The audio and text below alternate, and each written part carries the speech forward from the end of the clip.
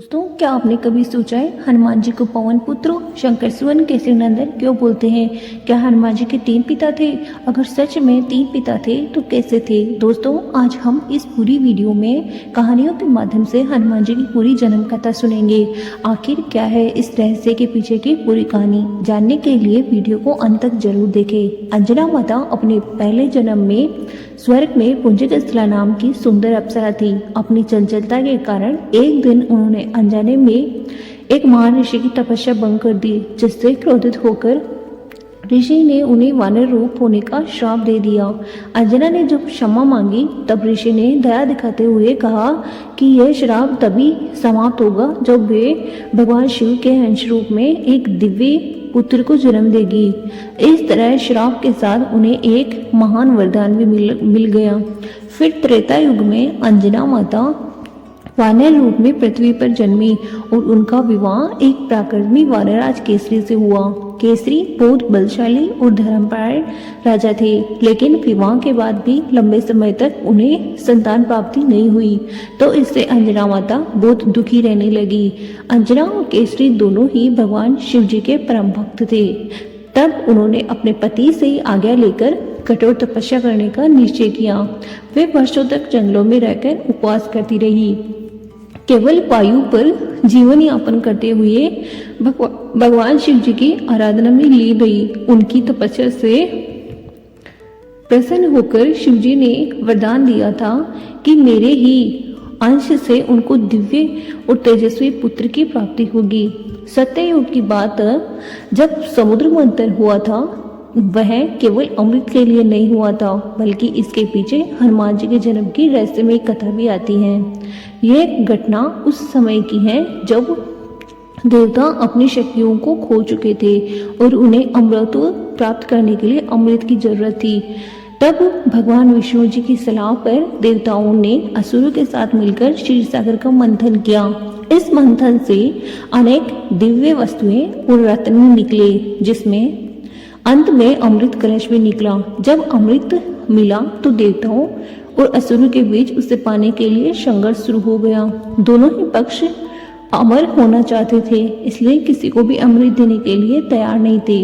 तब असुरों को भटकाने के लिए भगवान विष्णु ने मोहिनी का रूप धारण किया। विष्णु एक बहुत सुंदर स्त्री का रूप मोहिनी एक बहुत सुंदर स्त्री का रूप था, जिसकी सुंदरता देखकर देवता असुर सब उस पर मोहित हो गए। मोहिनी रूप में भगवान विष्णु ने अपने चतुराई से असुरों को भ्रमित कर दिया और केवल देवताओं को ही पिला दिया। इस तरह देवताओं को अमृत मिला। एक और जब भगवान शिव जी ने विष्णु के मोहिनी रूप को देखा, मोहिनी की अद्भुत सुंदरता को देखकर भगवान शिव जी भी आकर्षित हो गए। उस आकर्षण की वजह से भगवान शिव जी के भीतर उत्पन्न हुई भावनाओं के कारण उनका तेज स्खलित हो गया। उन्होंने उस दिव्य तेज को व्यर्थ न जाने दिया और पवन देव को दे दिया। पवन देव ने उसे सुरक्षित रखा और कहते हैं सही समय आने पर, यानी त्रेता युग में कान के माध्यम से उस दिव्य तेज को दिव्य रूप से अंजना माता के गर्भ में स्थापित कर दिया। कुछ समय बाद उस दिव्य तेज की वजह से अंजना माता के गर्भ से चैत्र पूर्णिमा के दिन हनुमान जी का जन्म हुआ, जिसे अंजना माँ धन्य हो गई। इसलिए हनुमान जी के तेज के कारण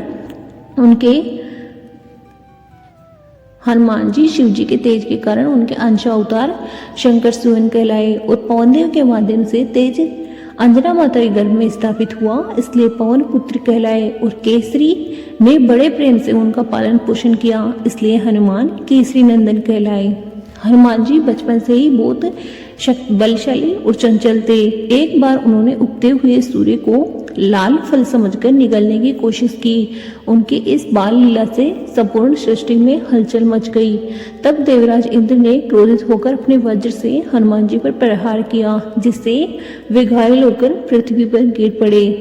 ये देखकर पवन देव बहुत दुखी और क्रोधित हो गए। उन्होंने सारे संसार में वायु का प्रवाह बंद कर दिया, जिससे सभी जीव जंतु और देवता परेशान हो गए। जब तीनों लोकों में हाहाकार मच गया, तब सभी देवता पवन देव को शांत करने के लिए एकत्र हुए और बालक हनुमान को अनेक अद्भुत वरदान दिए। सबसे पहले ब्रह्मा जी ने हनुमान जी को आशीर्वाद दिया कि उन्हें कोई भी अस्त्र शस्त्र मार नहीं सकेगा, वे अजय और अमर जैसे बलवान होंगे। उन्होंने ये भी वरदान दिया कि उनकी बुद्धि बहुत तेज होगी और वे किसी भी कठिन परिस्थिति से निकलने की क्षमता रखेंगे। इसके बाद इंद्र ने अपने किए हुए पर पश्चाताप करते हुए हनुमान जी को वरदान दिया कि उनके वज्र का प्रभाव अब कभी उन पर नहीं पड़ेगा। साथ ही उन्होंने हनुमान जी के शरीर को वज्र के समान कठोर और मजबूत बना दिया। सूर्यदेव ने हनुमान जी को अपने तेज का एक अंश प्रदान किया और उन्हें ज्ञान, विद्या और शास्त्रों का गहरा ज्ञान दिया और फिर आगे चलकर सूर्यदेव ही उनके गुरु बने और हनुमान जी को वे शास्त्रों की शिक्षा दी। वरुण देव ने वरदान दिया कि जल कभी भी हनुमान जी को हानि नहीं पहुंचा सकेगा, चाहे वे समुद्र में हो या किसी भी जंगल में, वे हमेशा सुरक्षित रहेंगे।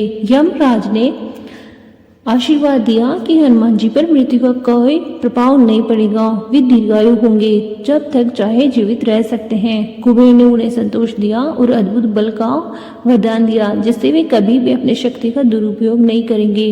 विश्वकर्मा ने वरदान दिया कि उनके द्वारा बनाए गए किसी भी अस्त्र शस्त्र से प्रभाव से हनुमान जी पर नहीं होगा।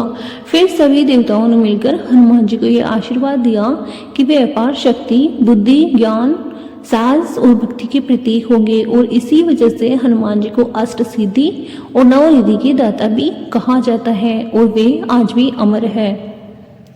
हनुमान देवताओं के वरदानों से हनुमान और भी शक्तिशाली हो गए, लेकिन धीरे धीरे उनके बालपन वाली शरारतें बढ़ने लगी। वे कभी ऋषियों के यज्ञ में बाधा डालते, कभी उनकी साधना में विघ्न उत्पन्न करते।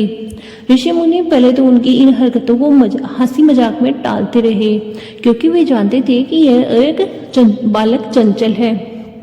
लेकिन जब उसकी शरारतें ज्यादा ही बढ़ गई, तब ऋषियों ने उन्हें एक हल्का सा श्राप दिया।